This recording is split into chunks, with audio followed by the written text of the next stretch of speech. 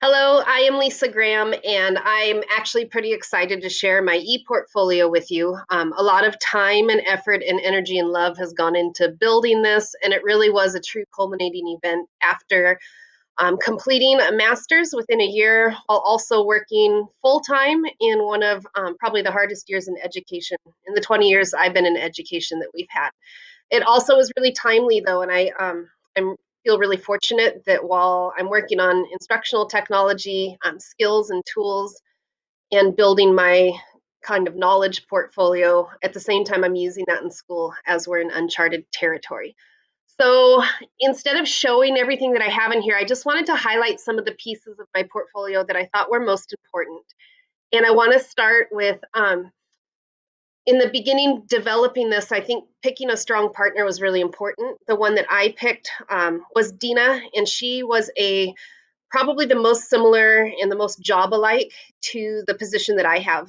I work in the district office. I do curriculum and instruction and state and federal programs and site support. And she is a district office and a district technology director. So we had a lot in common, and we were able to push each other and also look at what instructional technology means from kind of a different viewpoint than from the classroom. So that part was a huge bonus for me to find that person. The parts that I think, if I look at my tabs across the top, the parts that I really wanted to highlight lived here in the candidate information and in my activity evidence. In my candidate information, what I thought under my technology philosophy, one thing that I think I really developed through this program was I actually developed a technology philosophy. I didn't have this before. And what I've come to realize was kind of rooted in what I had done before, but also then formalized through what I have learned was really that technology in districts is not useful if it's just the devices or if it's just the programs. At some point, there has to be kind of a seamless integration between the technology that teachers are using and um, the devices that we put in their hands so that they're all curriculum based and we have a way to make sure that they are actually changing the way that we teach and we're not just teaching the same exact way with online access now. So that part has been really interesting to explore. And then in my leadership philosophy, I think I've always understood that I'm someone who likes to get in the trenches with teachers, but to really kind of develop that piece and formalize what my leadership philosophy was really solidified that fact for me that I really lead from behind. I don't like being out front, but I like to be in projects with teachers, in the trenches with teachers, putting my hands on with what they're doing so we can do that together. And I think that was a huge part of this program that I was trying to learn through the lens as a teacher, but also from a district office administrator. And then my resume, actually, I was pretty happy to put one together. I hadn't done that for a while and felt like it was pretty solid.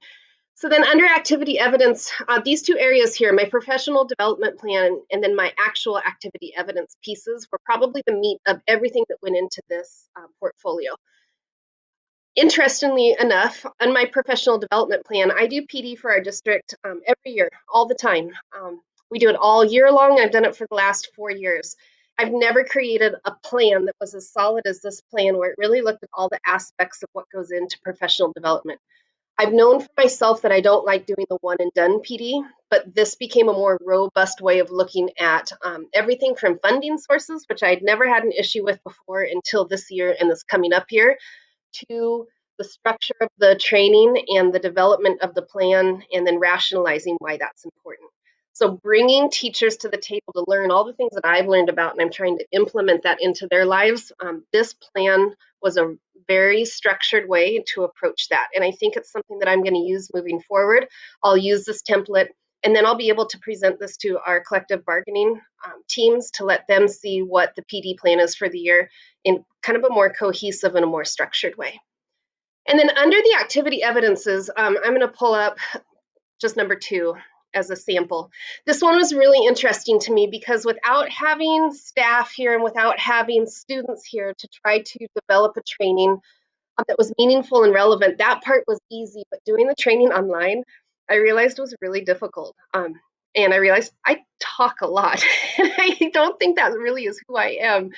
But in some of the online trainings, and that might be the future and the direction that we go, I had to realize that You need to take some breaks in there and get input from other people, just like we would do in a live training. And I think my nerves kind of took over a little bit and filled those voids with a lot of conversation. I think the people that I chose to work with were a little bit quieter, and just that real life interaction of training was much different when it went to the online version. So I really wish I could have recorded something live. I feel like I'm much more comfortable in that element, but this pushed me out of my comfort zone, and I think that's kind of the overall goal of the entire program, was to find ways to push me out of my comfort zone. This absolutely did it. Also under activity evidence for number 2 here, I'm going to scroll down, and you can see I was working on Book Creator with my niece. But down at the bottom, I had, for all 3 activities, I selected articles that went with the topic. So I tried to keep them tied together to make them more meaningful. And for the first time, I disagreed with an article, and then I felt pretty empowered that I had the skill and the knowledge to be able to do that and to really understand the research process, to understand peer-reviewed articles. That's all new to me. So that part for me was a highlight and a win also.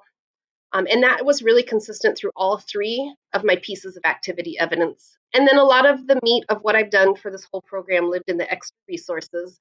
And I took the time to break them down into what was helpful for myself as a district office employee and someone who was working in the admin role, and then what would be helpful for teachers directly. So I really broke those resources down into 2 worlds, because I think I live in those 2 worlds. So overall, I feel like those were kind of the highlights and what I learned and what I walked away with. I could talk for 3 hours about the things that I've learned here and what I'm walking away with. Just for the portfolio, those were my key pieces. Um, Here I can scroll down on the extra resources, and you can see where I have teacher resources. And there's just a little bit of a lag.